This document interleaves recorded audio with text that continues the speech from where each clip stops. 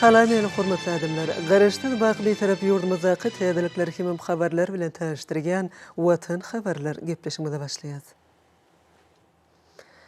Şun hormatly prezidentimiz Gurban Gulberdimuhammedow tan Ulga Marqaly Ministrler Kabinetiniň nowbatda mejlisine içerde onu döwlet durmuşyna degişli möhüm meseleler aralyk maslahatlaşyldy. Resmi taýarlanan taslamalaryna seredildi. Salam murat Misr Kabinetiniň agzalary, bu şun Misr Kabinetiniň San Ulga Marqaly nowbatdaky mejlisini geçire diýip bolşalyk Misr Kabinetiniň mejlisine taýarlanan Resmenamyň taslamalaryna seredildi. Şeýlem il ýurt pähbetdi, käwrem beýleki, soralar, arar, maslahatlaşar. Hormat prezidentime de Sanul Marqaly geçirilýän Ministrler Kabinetiniň mejlisiniň gün tertibine geçip, ilki bilen Milli Geňeşiň mejlisiniň başlygy Mehmedowa söz berdi. Mehmedowa döwletimiziň kanunçy hukuk büniýadyny hatda kämilleşdirmek boýunça mejlisiň alyp barýan işleriniň netijeleri barada maglumat berdi. Yurdumyzy durmuş ykdysadydan okunly ösürmäge ýardam edýän täze kanunlar işlenip taýýarlandy. Hereket edýän kanunçyk namalar seljerilip, olary döwrüň taraplaryna laýyklykda hemde milli we halkara tejribesini nazara almak bilen degişli üýt götmeler we goşmaçylar girdirilýär. Hormat prezidentime de demokratik özgertmeleri çuňlaşdyrmak hemde halkara geňişligini yurdumyzyň başlangyçlaryny ilerletmek boýunça mejlisiň alyp barýan işiniň möhümdigini belledi. Soňra hormat prezidentime Milli Geňeşiň halk maslahatynyň başlygynyň ornatary Babaýew söz berdi. Babaýew geçirilen işler barada maglumat berdi. Türkmen jemgyýetini demokratiýalaşdyrmak, amala aşyrýan durmuş ogurly döwlet maksatnamalaryny hukuk taýdan gollamak, yurdumyzyň içeri we daşar syýasaty boýunça halk maslahatynyň agdalary we Türkmenistanyň Milli Geňeşiniň mejlisiniň deputatlary, degişli ministrlikleriň we pugdoklyň doranuş idaralarynyň hünärmenleri bilen birlikde hereket edýän kanunçyly teljermek we ony kämilleşdirmek hemde täze kanun taslamalaryny taýýarlamak babatda işler alyp barýarlar. Beýlençäli hormat prezidentimiziň şu ýylyň 10-njy oktýabryna geçiren Türkmenistanyň Milli Geňeşiniň halk maslahatynyň 2-nji mejlisi möhüm syýasy jemgyýetçilik ähmetli waka bolup, ýurdumyzda demokratiýanyň dawarlanýanlygyny nowatda gerek görkezdi hemde döwlet syýasatynyň durmuş ogurlygyny ýüze çykardy. Hormat prezidentimiz Türkmen jemgyýetiniň hukuk esaslaryny hatda kämilleşdirmek, onu hakyky demokratik däpleri pugturlandyrmak boýunça halk maslahatynyň işiniň ýüren wajypdygyny belledi. Soňra hormat prezidentime Ministrler Kabinetiniň başlygynyň ornatary Berdimuhammedow söz berdi. Vice-premier gödäwçi edýän gorunlarynaky işleriň ýagdaýy hemde döwlet başlarymyň taşlyklaryna laýyklykda 2020-nji ýyl üçin döwlet büdjetiniň taslamasynyň taýýarlanýy, ýurdumyzy durmuş ykdysadydan ösürmegiň esas ogurlary hemde 2020-nji ýyl üçin maýy oýun maksatnamasy barada hatabat berdi. Resmi namalaryň taslamasy Türkmenistanyň prezidentiniň ýurdumyzy 2019-njy 2025-nji ýyllarda durmuş ykdysadydan ösürmegiň maksatnamasynda bellenlen gaýry oýulmasy wezipeleri nazara almak arkaly taýýarlandy. Vice-premier gelecek ýyl üçin ýetasy maliýe meýilnamasynyň taslamasynyň esasy maddalary boýunça gödüň nutulan çykdyjlar barada hatabat berip, durmuş gowamly ösürmäge ýeterlik möçberdäki serişdirleriň gönükdirilejekdigini aýtdy. Hormat prezidentimiziň degişli fermanyna laýyklykda gelecek ýylda zähmet haklarynyň, pensiýalaryň, döwlet kömek pullarynyň, diňleýijileriň we talip haklarynyň möçberi 10 göterim köperdiler. Düýpli maýy oýumlarynyň belli bir möçberini öýrümçilik we durmuş medeni maksatly binalaryň hemde disgalaryň gurulşygyna gönükdirmek meýilleşdirilýär. 2020-nji ýylda maýy goýumlaryny ýetatana ykdysadyety diversifikasiýa ýolu bilen ösürmäge, innovasiýon esasy öýrümçilikleri ýola goýmaga, ýokary goşmaçy bakaly pugdoklary ösürmäge gönükdirmek gözdüň tutulýar. Hormat prezidentime de hatabat dinläp, döwlet büdjetiniň ilkinji nowbatda milli ykdysadyň durnukly ösüş tepkini saklamaga, tenagatlaşdyrmaga, iri maýy goýum taslamalaryny durmuşa geçirmäge, ähli bolganlara innovasiýon tehnologiýalary, alym we teňkanyň iň soňky kazananlaryny giňden ornaşdyrmaga gönükdirmeligini belledi. Milli liderimiz yurdumyzyň baş maýly meýilnamasynda zähmet serişdirlerini netijeli dolandyrmagyň mümkinçiliklerini döretmek, ilatyň işlen üpçünçilik meselelerini çözmek, halkymyzyň ýaşaýyş durmuş derejesini hatda ýokalandyrmak boýunça çärelerin görülmegini gözdüň tutulmagynyň zerurdygyny belledi. Öýrümçilik we durmuş medeni maksatly disgalaryň gurulşygyny mundan meýlekde dowam etmek, daşary ýurtlardan getirilýän haritlaryň orny tutýan öýünimleriň, eksport ugurly haritlaryň möçberlerini artdyrmak, elektron senagatyny döretmek boýunça maksatnamalary üstünlikle amala aşyrmak üçin maliýe serişdirleriniň ýeterlik möçberini gözdüň tutulmagynyň wajypdygyna aýratyn üns berildi. Hormat prezidentime de döwlet budjetiniň hödülünün taslamasyny umuman maqullap, 2020-nji ýyl üçin ýurdumyzyň baş maliýe meýilnamasyny Milli Geňeşiň Mejlisiniň garamagyna iýermek hakyndaky resmi nama golçakdy. Döwlet başlarymyza resmi namany Sanyl Gomarkaly Milli Geňeşiň Mejlisiniň başlygyna iýerip, geljek ýyl üçin döwlet budjetine hemde 2020-nji ýyl üçin döwlet budjetiniň ýerine ýetirilişine Milli Parlamentiň ýakyn wagtda geçirijek mejlisinde garamagyň zerurdygyny bellädi. Hormat prezidentimiz vice-premierleri yüzlenip 2020-nji ýyl üçin ýurdumyzyň döwlet budjetiniň esasy maddalary boýunça içkin seljermeleri geçirmegi hemde häzirki we deňeşdirme bakalarda jemi içerki önümiň ödüş tepkiniň çaklamalaryny keskitlemegi tapşyrdy.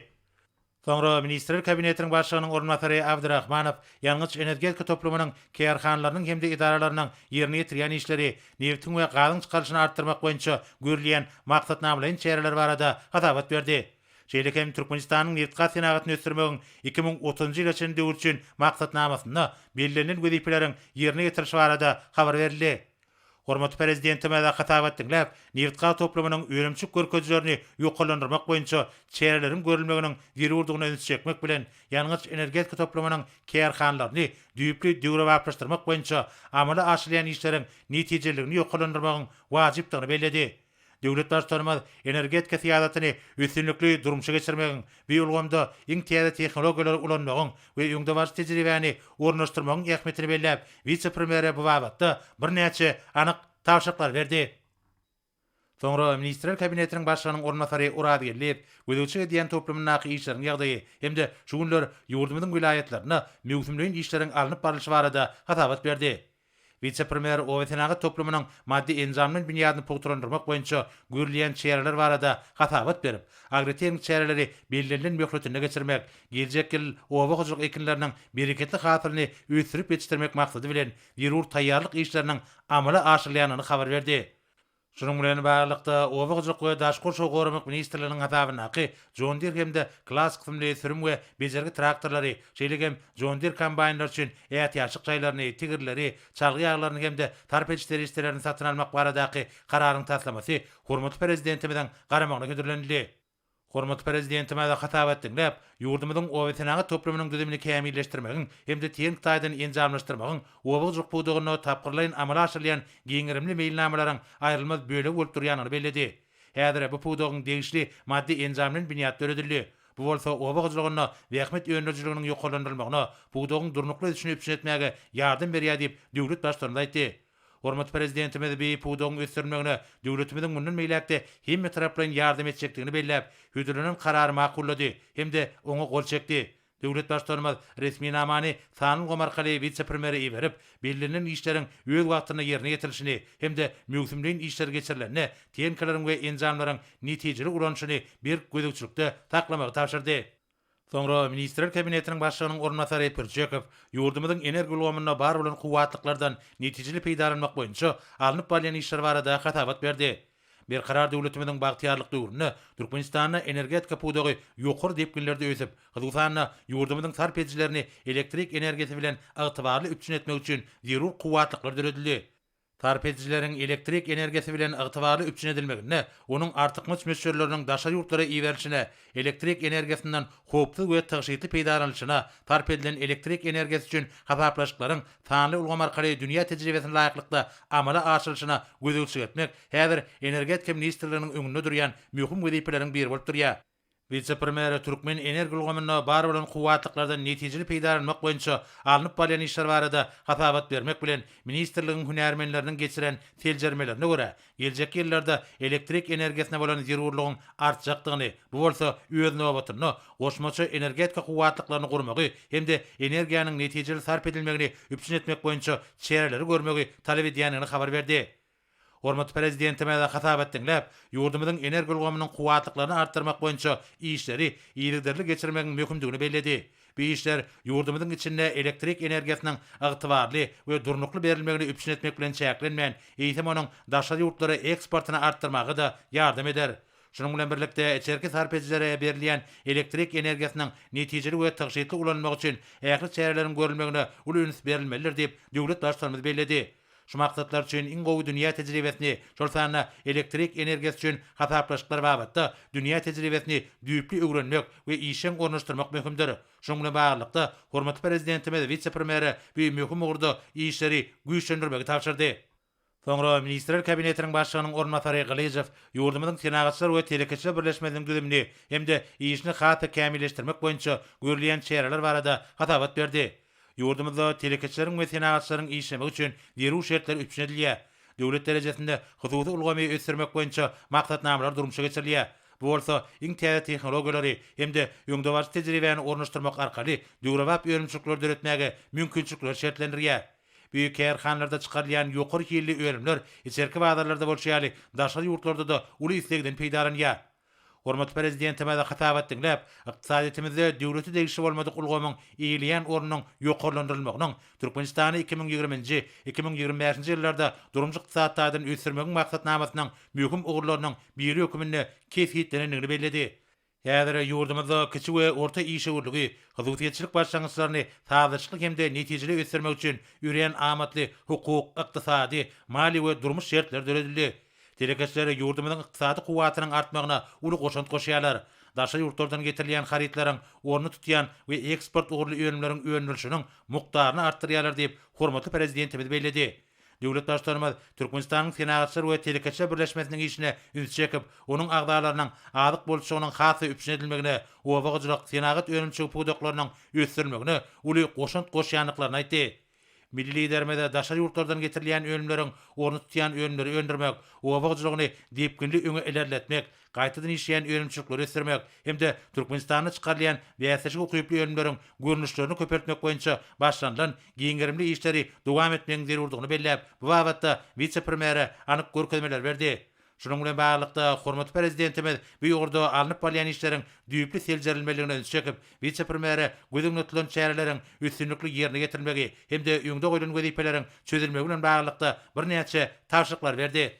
Soňra Ministrler Kabinetiniň başlygynyň ornatary Mehmedow gözüçi diýen gonlaryny işleriň ýagdaýy barada hatabat berdi. Hemde döwlet başçylygynyň garamagyna edebiýat, medeniýet we sünnet işgärläriniň höwütçüň aýdymçy ýaşlaryň hemde zekinli çağlaryň arasynda Türkmenistanyň prezidentiniň Türkmeniň altyn atratly bayragyny almak ugrundaky beýatçy yglan etmek hakyndaky kararyň taslamasyny ödürledi. Onuň çäklerini höwütçüň aýdymçy ýaşlaryň arasynda ýangyn diýarym telebäsejigini hemde zekinli çağlaryň arasynda garaşsyzlygyň merjen däneleri bäsejigini geçirmek meýilleşdirilýär. Türkmenistanyň prezidentiniň Türkmeniň altyn atratly bayragyny almak ugrundaky bäsejigi watanymyzyň garaşsyzlygynyň 31 ýyllyk bayram münasibetli 2022-nji ýylyň sentýabryna jemlemek gözüňde tutulýar. Hormatly prezidentime de hatabat dinläp, döwrüm wezipelerini hemde taraplaryna laýyklykda medeniýet ulgamynyň idaralarynyň we köpçülikligiň habar beriş derejleriniň işini mundan meýlekde kämilleşdirmäge, döwletçilik ulgamynyň wekilleriniň hünär derejesini ýokarlandyrmak, täze zekinleri ýüze çykarmak boýunça işleri işeňleşdirmäge üns çekdi. Şoň bilen baglanykda döwlet başlarymyz her ýyl geçirilýän Türkmeniň altyn atary bäsejiginiň hemde beýleki döwletçilik gözden geçirişleriniň ähmiýetini belledi. Hormatly prezidentime de degişli karara gol çekip, onu sanyl ulgam arkaly vice-premieri berdi. Hemde resminamadan gelip çykan wezipeleri ýerine ýetirmek bilen baglanşykly bir näçe anyk tapşyryklar berdi. Soňra Ministrler Kabinetiniň başlygynyň ornatary Toýlew bilim ulgamyny kämilleşdirmek hemde ýaş hünärmenleri taýýarlamak boýunça alınıp bolýan işler barada hatabat berdi. Hormatly prezidentimiziň alymy taýdan esaslandyrılan siýasaty alyp barmagy netijesinde häzir degişli urda düýpli özgertmeler amala aşyrylýar. Döwrewap ýokary okuw mekdepleri gurulýar. İşgärler taýýarlaş ulgamy ýylgyrly kämilleşdirilýär. Iň gowy dünýä tejribesine laýyklykda bilim bermegiň öňdewarjy usullary ornaşdyrylýar. Döwlet maksatnamalaryna kesgitlenen wezipeler laýyklykda has zerur bolan ugurlar boýunça milli ykdysadyýetimiziň dürli pudaklary üçin hünärmenler tapgyrma-tapgyr toplumlaryň esasy taýýarlanýar. Şoň bilen baglanykda ýaş hukukçylara bilim bermek üçin Adalet ministrliginiň teklibi esasynda bilim ministrligi hemde daşary işler ministrligi bilen birlikde halkara maýy goýum arbitraji boýunça ýürüýti hukuklylaryň maksatnamasynyň we meýilnamasynyň taslamalary taýýarlandy. Hormatly prezidentime de hatabat dinläp, ähli ugurlarda hususan hukuk ulgam boýunça ýokary hünär derejeli ýaş hünärmenler taýýarlamaga berilýän ähmiýetiň möhümdigini belledi. Döwlet başlarymyz bir orada işler dowam etmegiň zerurdygyny aýdyp, ýaş hukukçylar taýýarlamagyň ýokary derejesiniň olara halkara hukuk biliminiň berilmeginiň daşary ýurtdy maýadarlar bilen ýüze çykýan jedelli meseleleri döwletiň bähfine çözmäge ýardam etjekdigini belledi. milli lidermede yaşara himme tarapdan gollaw bermek, olaryň dogry derejeli bilim almak üçin şertleri we mümkinçilikleri öğretmek, dörejilik we almy kuwaty amala aşyrmak, şahsiýeti kemale getirmek boýunça alınıp bolýan işleri geljekde de dowam etmek mümkindigine üns çekip, bu wagtda vice-premiere degişli taşyklar berdi. Soňra Ministrler Kabinetiniň başlygynyň ornmasary, Daşary işler ministri Meredew, hormatly prezidentimiziň taşygy etatyna şu ýylyň 11-12 oktýabryna Aziýada öýdary hyzmatdaşlyk we anam berkitmek çäreleri boýunça geňeşine gatnaşy döwletleriň Daşary işler ministrleriniň 6-njy maslahatynyň işine gatnaşmak üçin Türkmenistanyň wekiliýetiniň Gazagystan Respublikasynyň Nur-Sultan şäherine amala aşan gulluk iş saparynyň netijeleri barada hadabat berdi. Taparyň çäklerine Türkmenistanyň wekiliýeti Gazagystan Respublikasynyň prezidenti tarapyndan kabul edildi. Duşuň başyna tiýatry diplomatik we sowda ykdysady hyzmatdaşlygy mundan meýlekde berkitmek hemde sew topsuzlygy bilen bagly meseleler ara alınıp maslahatlaşyldy. 12 oktýabrda Türkmenistanyň wekiliýeti Aziýada öýdary hyzmatdaşlyk we anam berkitmek çäreleri boýunça geňeçe gatnaşy döwletleriň Daşary işler ministrleriniň 6-njy maslahatynyň işine ilkinji gezek fiýinçi hökümine gatnaşdy. Määlim bolşýaly Türkmenistan bir köp taraply geňeşe fiýinçi hökümine 2021-nji ýylyň 23-nji iýulyna kabul edildi. Geçirilen maslahatyň çäklerine ýurdumyzyň kemişilik bir taraplyk derejesinden uralýan, paragatçyk söýjilik we hoşnýetli goňşuluk ýörelerine esaslanýan daşar siýasatynyň ileri turýan ugullary we halkara başlangyçlary boýunça howpsuzlyk, ykdysadyt we ekologiýa babatyna Türkmenistanyň milli nukdaý nazarlary beýan edildi hemde halkara ähmiýetli teklipler öňe sürildi. Huzusanna Türkmen tarapy Aziýada öýdary hyzmatdaşlyk we anam berkitmek çäreleri boýunça geňeçiň awraýly halkara guramalar bilen gatnaşyklaryny ösdürmek zerurdygyny aýratyn bellädi. Bu wagtda Birleşen Milletler Guramasy bilen bir geňeçiň hyzmatdaşlygyny baş assambleýanyň ýürüýte kararnamasy bilen berkitmek teklip edildi. Ýurdumyzyň şu ýyly ykdysady hyzmatdaşlyk guramasyna başçylygyny nazara alap, Aziýada öýdary hyzmatdaşlyk we anam berkitmek çäreleri boýunça geňeşiň ykdysady hyzmatdaşlyk guramasy bilen gatnaşyklaryny giňeltmek mümkinçilikleriň bardygy bellenildi. Bu ýurda Aşgabat şäherine geçiriljek ykdysady hyzmatdaşlyk guramasynyň samitiniň çäklerini, anyk teklipleri amala aşyrmak üçin Türkmen tarapynyň taýýarlygy beýan edildi. Nur-Sultan şäherine amala aşyrylan gulluk iş saparynyň dowamyna daşary döwletleriň resmi wekilleri bilen bir näçe duşuklar hemde gepleşikler geçirildi. Huzusanna Merkezi Aziýa döwletleriniň daşary işler ministrliklerining partiýalygynyňky Arap döwletleriniň hyzmatdaşlyk geňeşiniň baş sekretary bilen iş duşugy geçirildi. Hormatly prezidentime de hatabat dinläp, Aziýa ýurtlary bilen netijeli hyzmatdaşlygyň iki taraplaryň we köp taraplaryň görnüşde ösdürilmegi bir tarap Türkmenistanyň daşary siýasatynyň möhüm ugurlarynyň biri bolup durýanyny beledi. Biziň ýurdumyz dünýäniň bir ýer sebitinde öýdary beýfitli hyzmatdaşlygy giňeltmäge, sebitiň ýurtlarynyň we halklarynyň arasyndaky dostluk gatnaşyklaryň berkitilmegine uly ähmiýet berýär. Munyň özi ählimumy awadançyň özi üçin maksatlaryna kybap gelýär. Biziň ýurdumyz tebit we halkara gatnaşyklaryna paragatçylyk we ananşmagyň medeniýetini kemale getirmek meselelerine işiň orna gelýär. Çünki häzirki şertlerde biri-birinden üznüksiz bolan bir iki düşünje hyzmatdaşlygyň we öz üçin ýetaty şertler bolup durýar. Türkmenistan diňe öz sebitine däl, eýsem dünýä ýüzünde paragatçylyk söýjilik we hoşnýetli goňşuluk syýasatyny ýerli durumşa geçirmek bilen dörli ugurlarda netijeli gatnaşyklary giňeltmäge gönükdirilen anyk başlangyçlary öňe sürýär diýip milli liderimiz belledi. Ýurdumyzyň teklipleri dünýä birleşiginiň gollawyna eýe bolýar. Munyň şeýledigine Birleşen Milletler Guramasynyň baş assambleýasynyň 2021-nji ýyly paragatçylyk we ananşmak ýyldyryp ýylan etmek hakynda kabul eden kararnamasy şaýatlyk edýär. Aziýada öýdary hyzmatdaşlyk we anamy berkitmek çäreleri boýunça geňeşinde fiýinçi ýurduň derejesi berilen bir tarap Türkmenistan, bir forumyň işiniň esasynda goýulan ýörelgeleri we wezipeleri has takygy, Aziýa ikliminde tiýatry gepleşikler we hyzmatdaşlyk, amomy sebit we halkara howpsuzlygyny putrandyrmak arkaly paragatçylyk we howpsuzlygy gazanmak babatda ýörelgeleri we wezipeleri gollaýar. Döwlet başlarymyza Türkmen gadak gatnaşyklary barada durup geçmek bilen şol gatnaşyklaryň dostlukly, hoşnýetli goňşuluk we okgunly käýpiýetini kanagatlanmadan belledi. Hormatly prezidentimiziň belleşýäli biziň ýurtlarymyz netijeli hyzmatdaşlygyň ähli urlary boýunça gatnaşyklary hasy giňeltmek mümkinçiliklerine ýeder. Şol mümkinçilikleriň iş ýüzünde amala aşyrylmagy iki doňunlyk halkyň şeýlekem tutuş sebitiň beýfidine hyzmat eder. Hormatly prezidentime de vice-premiere daşary ýurtly hyzmatdaşlar şol sany sebit we halkara guramalar bilen netijeli hyzmatdaşlygy hasy ösdürmek, umumyň Türkmenistanyň daşary siýasat strategiýasyny durumşa geçirmek boýunça degişli işleri dowam etmegi taşyrdy. Soňra Ministrler Kabinetiniň başlygynyň ornatary, Döwlet Howpsuzlyk Geňeşiniň sekretary Amanow gözüçige diýen düzümlerini işleriň ýagdaýy, jeýlekem ýurdumyzyň vilayatlaryna täze ýanyň howpsuzlyk nokatlarynyň 8-sini açmak boýunça alınıp balyan işler barada hatabat berdi.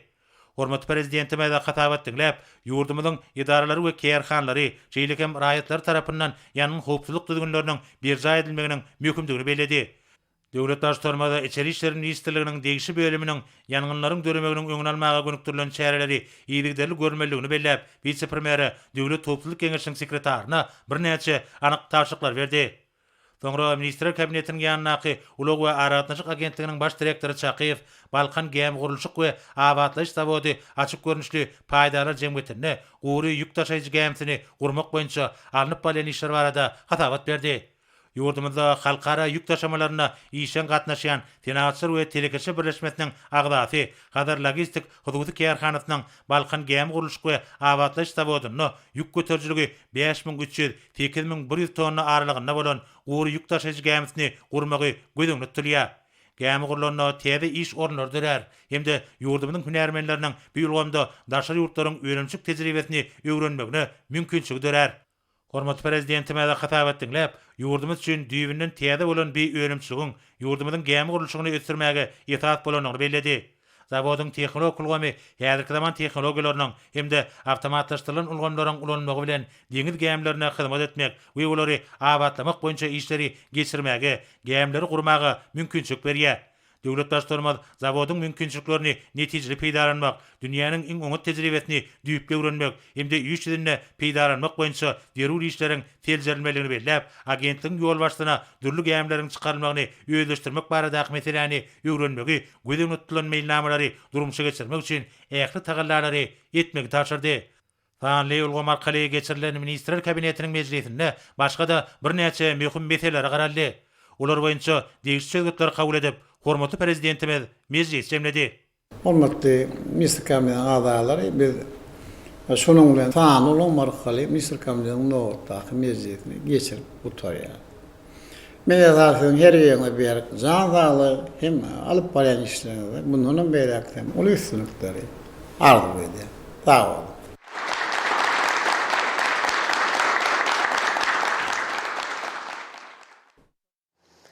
Şogun hormatly prezidentimiz Gurban Gulberdimuhammedow garaşda döwletiň arkalaşanyň döwlet başdanlarynyň geňeşiniň sany ulgam arkaly geçirilen mejlisine gatnaşdy. Belarus Respublikasynyň başçylyk etmeginde garaşda döwletleriň arkalaşynyň döwlet başdanlarynyň geňeşiniň mejlisi geçirildi. Garaşda döwletleriň arkalaşynyň döwlet başdanlarynyň geňeşiniň mejlisinde sany ulgam arkaly çykyş etmek bilen hormatly prezidentimiz şeýle diýdi. Уважаемые главы государств, прежде всего позвольте выразить признательность руководству Республики Беларусь за организацию нынешнего заседания. Совместные мероприятия в рамках СНГ в нынешнем году так или иначе проходят по знакам большого юбилея Содружества, 30-летия со дня его образования. Конечно, эта дата и придает особый смысл всей нашей работе сегодня, требуя соизмерять ее с накопленным за это время опытом и одновременно с перспективами СНГ на предстоящие годы. В целом считаю, что нужно подчеркнуть, что несмотря на известные сложности, деятельность СНГ осуществляется последовательно в соответствии с уставными положениями и заранее утвержденными графиками и планами. Предстоящие годы первостепенной задачей, на наш взгляд, является это наращивание экономического взаимодействия, использование совокупного промышленного, ресурсного, технического потенциала Содружества с целью достижения устойчивых позиций в глобальных процессах. И принятая стратегия экономического развития СНГ до 2030 года это четко определяет направление сотрудничества. Сегодня задача состоит в том, чтобы наполнить этот документ реальным содержанием и конкретными делами. Среди приоритетов в стратегии выделены такие направления, это как транспорт, топливно-энергетический комплекс, связь и коммуникации, промышленная кооперация, торговля, инновации и технологии. Это те сектора, в которых мы можем успешно конкурировать на международных рынках, предлагать потенциальным партнерам выгодные условия. В этом контексте подчеркиваем важность продвижения экономических векторов и интересов СНГ за географические пределы Содружества. Интегрирование в наши проекты сопредельных стран и соседних регионов. Ну, в первую очередь это касается создания транспортно-транзитной инфраструктуры, оптимизации расширения поставок энергоносителей и прокладки новых линий связи коммуникации. Считаем, что решающим фактором успешного сотрудничества в этих сферах является деятельное участие стран Содружества в создании устойчивых транспортно-транзитных коридоров как по линиям север-юг и восток-запад. На различных международных форумах с участием наших стран на предыдущих саммитах СНГ Туркменистан выдвинул ряд важных инициатив по формированию транспортно-логистических хабов в регионе Центральной Азии и Каспийского бассейна с выходом на европейский вектор Содружества. Они нашли понимание и поддержку со стороны всех государств СНГ, и сегодня необходимо придать этим планам должный импульс и конкретику. Уважаемые коллеги, в апреле 2022 года мы планируем проведение в Туркменистане международной конференции министров развивающих стран, не имеющих выхода к морю. Для большинства государств СНГ это, конечно, актуальная тема. И вот рассчитываем на участие в ней коллег по содружеству и обстоятельное практическое обсуждение перспектив сотрудничества.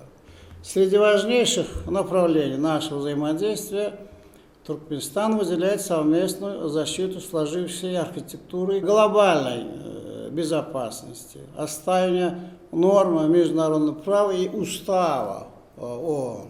Сейчас эта задача актуальна как никогда ранее.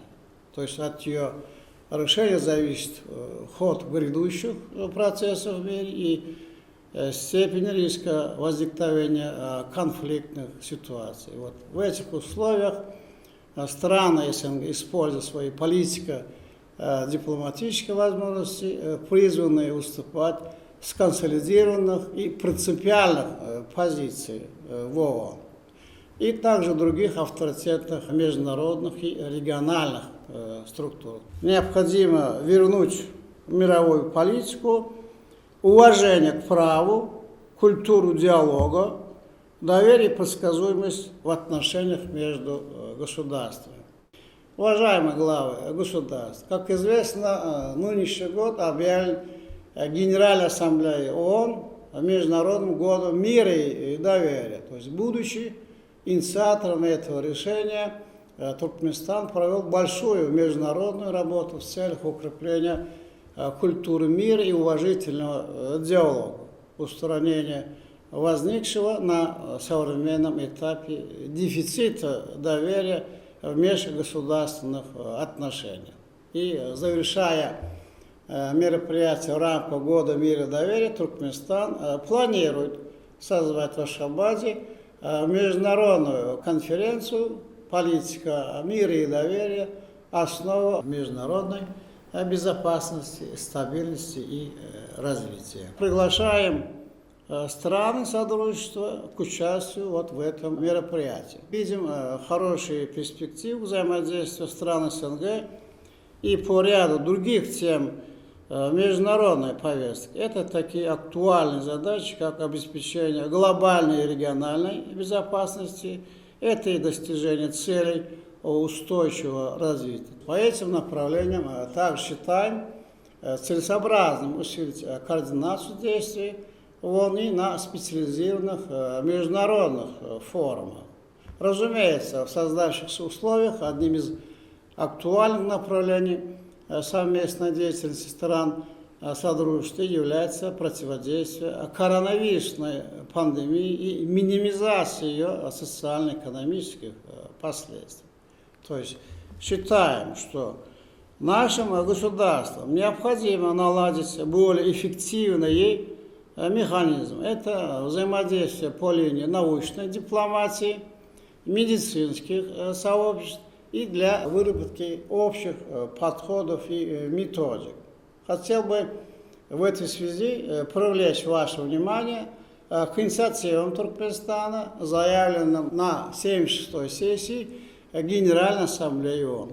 Их главное содержание состоит в создании новых многосторонних механизмов, нацеленных на изучение природы происхождения коронавируса нового типа, исследование форм проявления заболеваний, вызываемых ими, и разработки внедрения новых форм лечения и профилактики инфекционных болезней. Призываем поддержать эти предложения и принять участие в их продвижении на площадках ООН. Культурно-гуманитарная сфера также остается прочной и надежной, скрепой государств и народов СНГ, и с удовлетворением отмечаем, что в этом направлении много сделано и делается. Сотрудничество развивается последовательно и охватывает новые области. Самое главное, что оно пользуется полной поддержкой со стороны народов наших стран, твердо нацелен на сохранение и закрепление налаженной связи, их обогащение новыми формами. Уважаемые главы государств, Туркменистан всецело готов к продолжению тесного взаимодействия в рамках СНГ. И сегодня Содружество доказывает свою жизнеспособность, умение ответственно справляться с вызовами и угрозами и служить важным инструментом межгосударственного диалога. Видим в этом ключевое условие для дальнейшей нашей совместной работы. Заканчивая свое выступление, я также хочу пожелать Республике Казахстан в осуществлении председательства в Содружестве в следующем году. Я также адресую слова благодарности руководителю исполнительного комитета, исполнительному секретарю СНГ Сергею Николаевичу Лебедеву за эффективную координацию нашей работы и вклад в успешное проведение нынешнего заседания. Благодарю за внимание. Yuqorda ezdäki duşuň gün tertibine garaşly döwletleriň arkaşylygynyň çäklerini dürli gurlarda hyzmatdaşlygy üstürmäge hemde bir näçe resmi namlary kabul etmäge degişli mühim meseleleriň bir näçesi girdirildi. Şeýle hem arkaşylygyň çäklerini ýerine ýetirilen işlere we ýöňde durýan wezipeleri amala aşyrmagyň ugurlaryna garaldy. Garaşly döwletleriň arkaşylygynyň döredilmeginiň 30 ýyllyk senesinde geçirilen bu gedekki mejlisde döwlet başçylary häzirki döwrüň mühim meseleleri boýunça çykyş etdiler we öňe sürülen meseleler ara alyp maslahatlaşyldy. Meclisin başına garaşly döwletleriň arkaşylygynyň ýerine ýetiriji komitetine garaşly döwletleriň arkaşylygynyň çäklerindäki öýdary gatnaşyklaryň kämilleşdirilmegine we olary iş ýerine durmuşa geçirmek boýunça anyk çäreleriň işinip taýýarlanmagyna gönükdirilen wajyp başlangyçlaryny teljermek teklip edildi. Şeýle hem guramaçylyk meselelerining bir näçesine garalyp, ular boýunça degişli çözgükler kabul edildi. Sammitin jemleri boýunça arkaşylygyň 30 ýyllyk münasibetli garaşly döwletleriň arkaşylygyna gatnaşy döwletleriň başdanlarynyň beýannamasy kabul edildi. Şonuň ýalyda başga da bir näçe resmi namlar kabul edildi. Olaryň gatarynda 2023-nji ýylda Moldowa Respublikasynyň Kamrat şäherini arkaşylygyň medeni paýtaht diýen derejäni bermek hakynda çözgüt. Migrasiýa ulgamyna we biologiýa hukuklygyny öpüşetmek babatda hyzmatdaşlyk giňeltmek hakynda beýannama bar. Şeýle hem ýokary kadet idaralarynyň başlyklarynyň giňeşini döretmek hakyndaky alanlyk tasdiklandy. Şeýlelikde garaşly döwletleriň arkaşylygynyň döwlet başdanlarynyň giňeşiniň mejlisi arkaşylygyň döwletleriniň köpügürli netijeli hyzmatdaşlyga ygradlylygyny ýene-de tasdiklady. Enne bolsa Türkmenistan'ın prezidentinin gol çeken etminamaları bilen tanış ediyaz. Budjet ulgamy hakyndaky Türkmenistan'ın kanununa laýyklyda Türkmenistan'ın prezidenti Gurbanguly Berdimuhammedow Türkmenistan'ın 2020-nji ýyl üçin döwlet budjetiniň ýerine ýetilişi barada hasabaty şeýlede Türkmenistan'ın 2022-nji ýyl üçin döwlet budjeti hakyndaky Türkmenistan'ın kanunynyň hem 2022-nji ýyl üçin döwlet budjetiniň taslamalaryny Türkmenistan'ın Milli Geňeşiniň meclisiniň başlygyna garamak üçin iýerdi. Türkmenistan'ın garaşdyrlygynyň 31 ýyllygyny şeýlede berkarar döwletimizde amala aşyrylýan tutumly işleri, merdany halkymyzyň baý geçmiş mirasyny, medeni gymmatlyklaryny, şöhratly taryhyny, milli däp desturlaryny, watan söýjülük, agzybirlik, halallyk, insanperwerlik ýaly ýagşy gylyk häsiýetlerini kemil eserleň üstü bilen beýan edýän türkmen medeniýetini osununy ösürmäge uly goşunt goşýan zekili dörejülük işgärlerini ýüze çykarmagy we olaň usatlaryny saýlap seçmäge ýardam berýän Türkmenistan'ın prezidentiniň Türkmeniň altyn asra atly bayragyny almak ugrunaky bätlişigi geçirmek maksady bilen Türkmenistan'ın prezidenti edebiýat, medeniýet we sunugat işgärleriniň höwetşiň aýdymçy ýaşlaryň hemem zekili çağalyň arasynda Türkmenistan'ın prezidentiniň Türkmeniň altyn asra atly bayragyny almak ugrunaky bätlişigi eglan etmek hakyndaky karary gol çekdi. Resminama laýyklykda bätlişigi höwet bilen daşary ýurt raýatlarym gatnaşyp bilerler. Bu bätlişiň ýeňjileri bellenen ugurlar boýunça kesitlener. Şeýlede bätlişiň çäklerini Türkmenistan'yň höwetçiň aýdymçy ýaşlarynyň ýanglan diýarym tele bätlişigi, zekili çağalyň arasynda garaşdyrlygyň merjen däneleri bätlişigi eglan edildi. Türkmenistan'yň prezidentiniň şu karary Edebiýat we Sunugat gazetinde dowlugyny çap edilýär. Berkarar döwletimiziň bagtyarlyk döwrüne ýurdumyzyň obu hojulugyna alınıp barýan özgörtmeleri üstünlikle amal aşyrmak, obu hojuluk önümlerini önürjülen ýerden ýokary hasyl önürmek ugruny alyp barýan işleriň netijelegini ýokarlandyrmak maksady bilen Türkmenistan'yň prezidenti karary gol çekdi. Resminama laýyklykda obu hojuluk we daşky gurşaw gorumak ministrligine sürüm we bejerge traktorlary hemem paýta ýygýan kombaynlar üçin ähtiýaçlyk şaýlaryny, tegirleri, çalgy ýaglaryny we sarp ediş serişdelerini satyn almak barada degişli daşary ýurt kompaniýalary bilen şertnama baglaşma ygtyýar berildi. Häzir bolsa hormatly prezidentimiziň adyna gelen hat bilen tanış edýäs, onu şeýle diýilýär. Onuň al hedraty Türkmenistan'yň prezidenti Jenap Gurbanguly Berdimuhammedow. Hormatly Jenap prezident, Xitay Halk Respublikasynyň döredilmeginiň 72 ýyllygy münasibetli iýeren gutluq hatyňyz üçin tüýsürekden hoşallygymy beýan edýän. Xitay hemem Türkmenistan dostlukly ýurtlary we strategik hyzmatdaşlardyr. Şu ýylyň maýyna biz Xitay türkmen gatnaşyklarynyň dürli ugurlary boýunça telefon gepleşigini üstünlükli geçirdik. Hemem pikir alşdyk. Esasy ugurlarda hyzmatdaşlygy ösdürmek boýunça alalyş gazandyk. Men Xitay türkmen hyzmatdaşlygynyň ösdürmegine uly üns berýän. Hemem siziň bilen netijeli iş we dostlukly gatnaşyklary ýokary baha berýän. Biziň ýurtlarymyzyň we halklarymyzyň bähbidine iki tarapy gatnaşyklary täze derejä çykarmak üçin belelikde umumy tagallalar etmäge taýýardyryn. Size berkjan saglyk we awadançylyk dostlukly Türkmenistana hemem oň halkyna bolsa gullap ösmegi, bagtyarlyk we rowaşlyk arzu edýän. Xi Jinping Xitay Halk Respublikasynyň başlygy.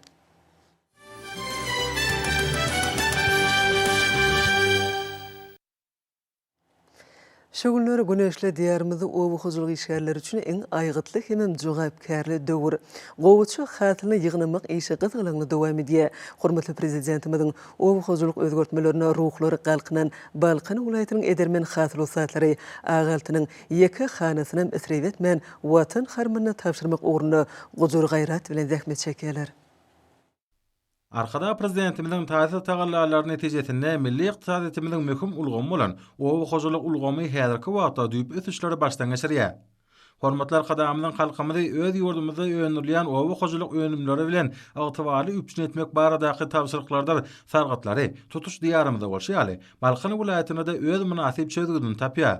Welaýatyň ekin dolanşygyna girdilen meýdanlarynaky gowaçaly pilleri synanyňda paýtaçy kärinçilerim şu ýylla paýta hasyny ýygnamak baradaky asyrly maksatlarynyň hasyl boljak dugyna magat göz ýetirýärsiň. Ahlasyn dirilip yetişdirilen gowaça hasyny esritsiz ýygna bolmak üçin häzir kuwatda Gahrman akademiyanyň daşary ýurtlardan satyn alyp beren kuwatly kombaýnlary bökdönşüp işledilýär. Gowaçaly meýdanlardan ýygnanan agaltynyň tonulary welaýatyň paýta kabul ediş kärhanalaryna bökdönşüp kabul edilýär. Bu ýerlerde gün-günden beýgelýän paýta harmanlaryny sinanyda gözüň dokunýar. Ýeri gelen aýsak, şu ýyl Balkan welaýatynyň kärençileri gowaçanyň şu sebetiň toprak gowa şertlerini ozal sinadan geçirilen köp hasyl berýän görnüşlerini tohumlaryny ekip, olaryň bitkinlik hasyny ösdürip yetişdirdiler. Hormatlar kadamyzyň ýol başlygyna ýurdumyzda giň we şöyle özgörtmeler üstünlikli durmuşa geçirilýär. Olaryň baş maksady halkymyzyň awadan durmuşyny üpçün etmekden, watanymyzyň gülläp ösüşiniň ygtybarly binýadyny berkitmekden ibaretdir.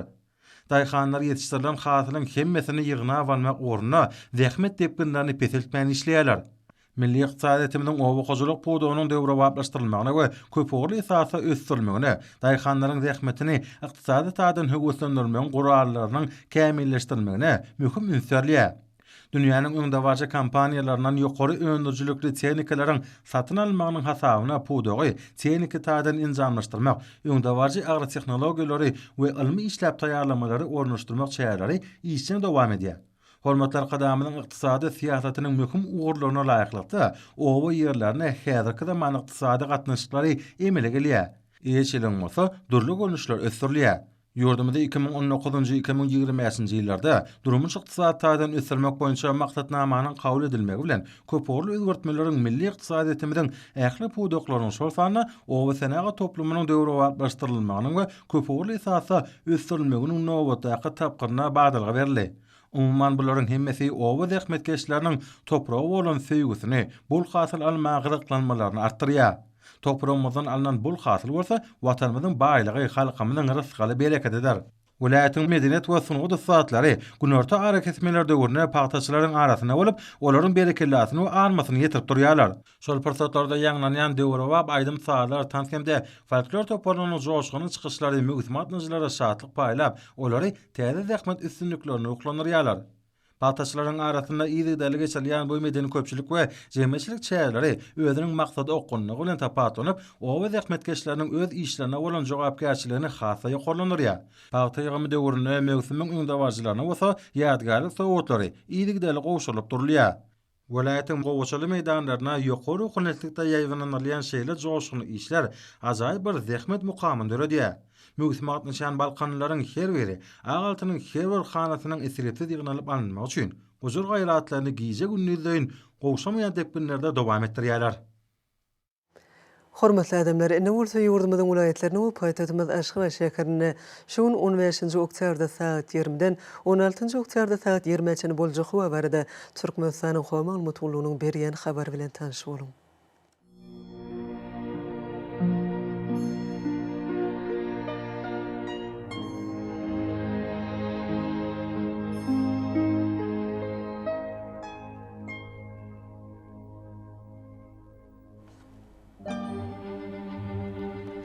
Balkan welaýatyny azken bulutly howa bolup, günortadan ordan telesekunta 8-13 metr ýetýän şemal öter. Howa gejetine 12-17 gradus, gündüzüne 21-26 gradus maýl bolar.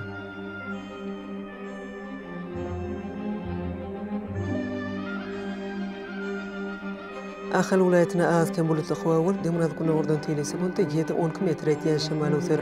Howa gejetine 7-10 gradus, gündüzüne 21-26 gradus maýl bolar.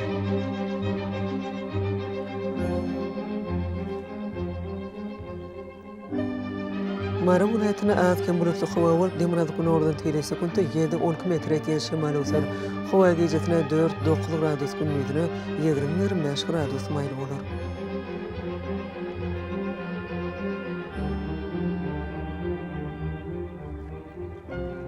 Leba welaýatyna az bulutly howa bolup, demir günortadan telesekunta 7-12 metr ýetýän şemal öter. Howa gejetine 4-9 gradus, gündüzüne 20-25 gradus maýl bolar.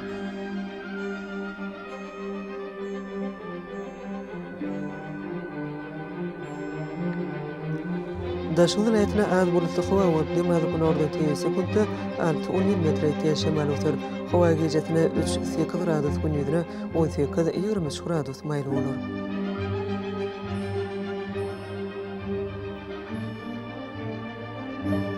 Paytahtymyz Aşgabatda az bulutly hawa bolup namaz günüňde telesekundda 7-10 metr eken şemal öter. Hawa gecesine 9-11 gradus gündüzüne 22-24 gradus maýl bolar.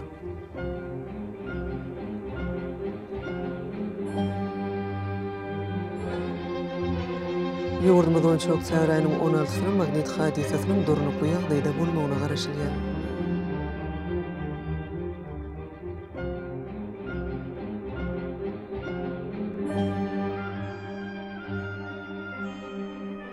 Edil vatandaşlar göz basmına bunun dowamyna howanyň derejesiniň ötgeýänini nazar alyp, pasyň aýratynlyklaryna laýyklykda giyinmegi, şeýle-de häzirki wagtda howada tozan bölejikleriniň kadadan 5 götürüm artmagy bilen baglanyşly howa şertleriniň adamyň bedenine getirip biläjek oňaýsy täsirleriniň öňüne almak maksady bilen agyzy burun örtügini ulanmaklygy maslahat berýär.